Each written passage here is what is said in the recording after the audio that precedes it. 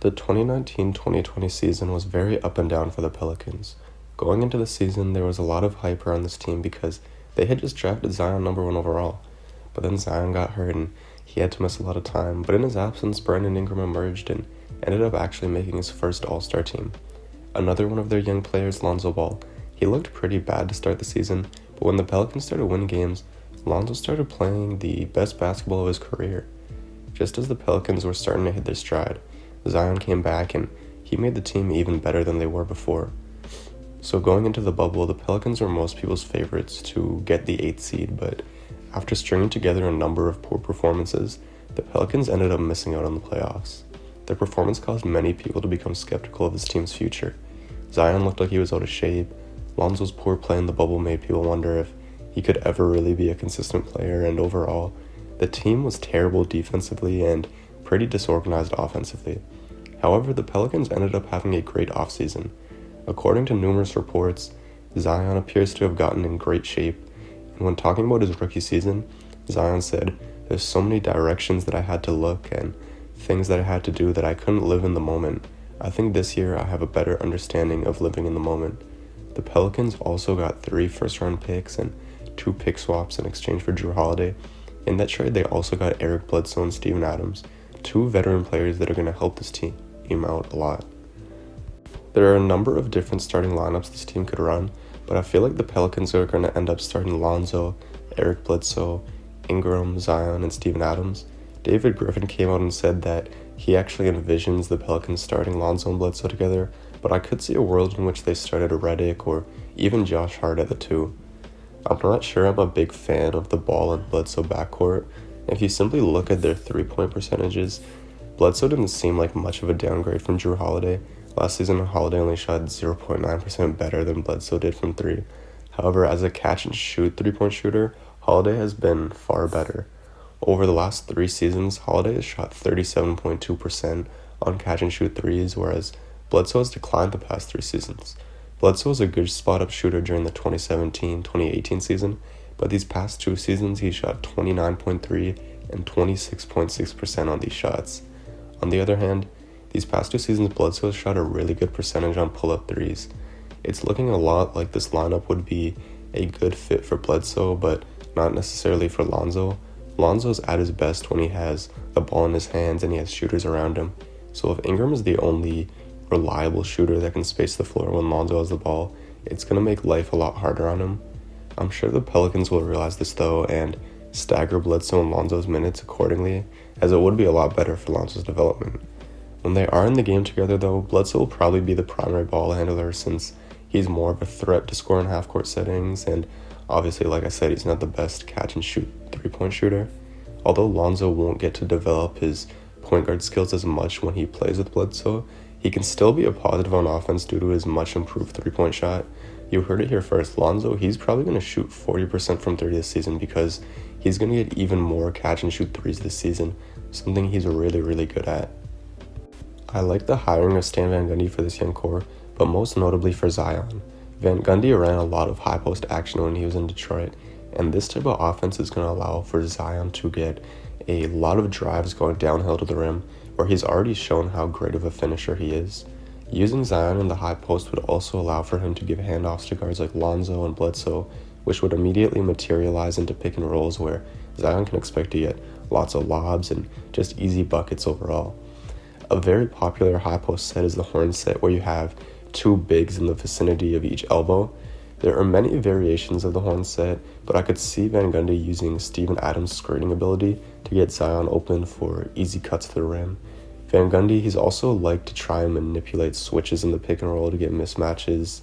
When he was in Detroit, he'd do that a lot with Blake Griffin to try and get him on weaker defenders or smaller defenders. I could see him doing this a lot to get both Zion and Ingram a lot of ISOs against weaker defenders.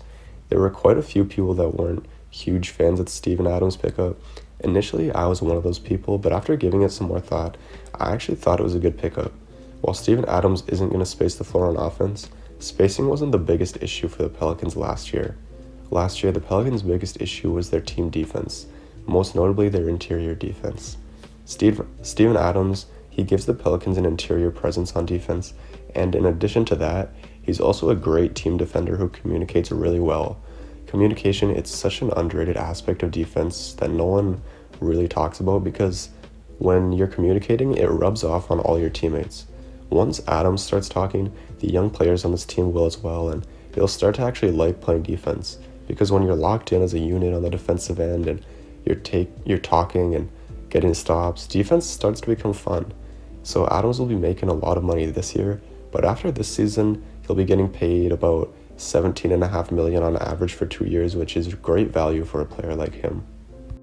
Off the bench, JJ Redick will continue to be a great shooter and scorer, and Nico Melli will be a nice stretch big, but I really like the young talent they have on this second unit. Josh Hart is a really underrated player in my opinion.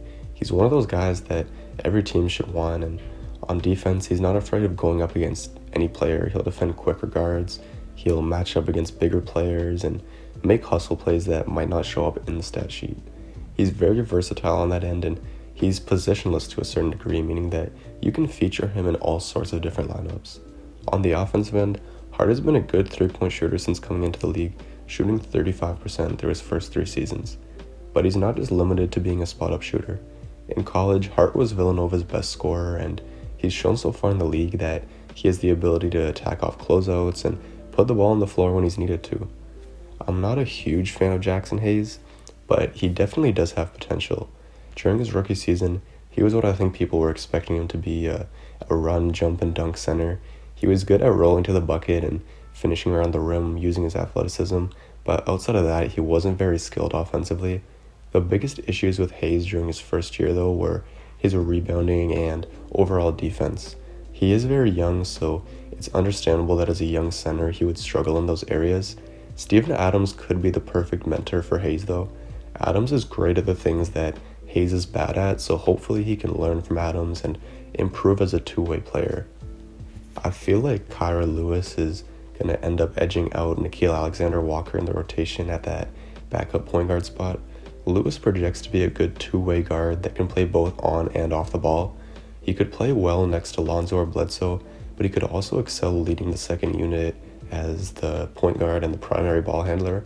I'd like to see him getting lots of opportunities to run the offense next season so that he can develop an even stronger feel for the game.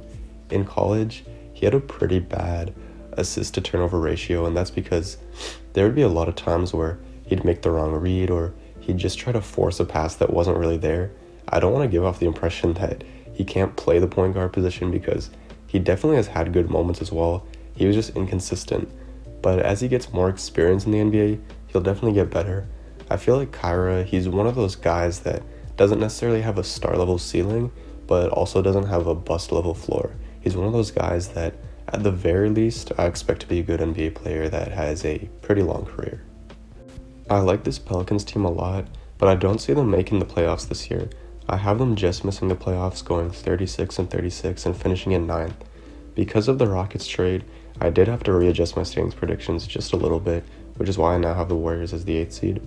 I also had the Pelicans finishing 1 spot behind the Warriors though, so this is where I'm going to have them now. Even though I don't have the Pelicans making the playoffs this year, the future is really bright for this team.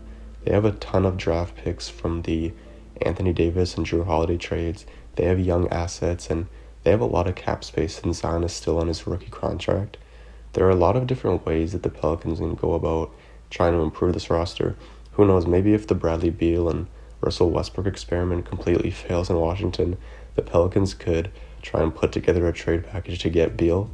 Regardless, the team is on the rise, and 2021 will likely be the last year that this team misses the playoffs for a long time.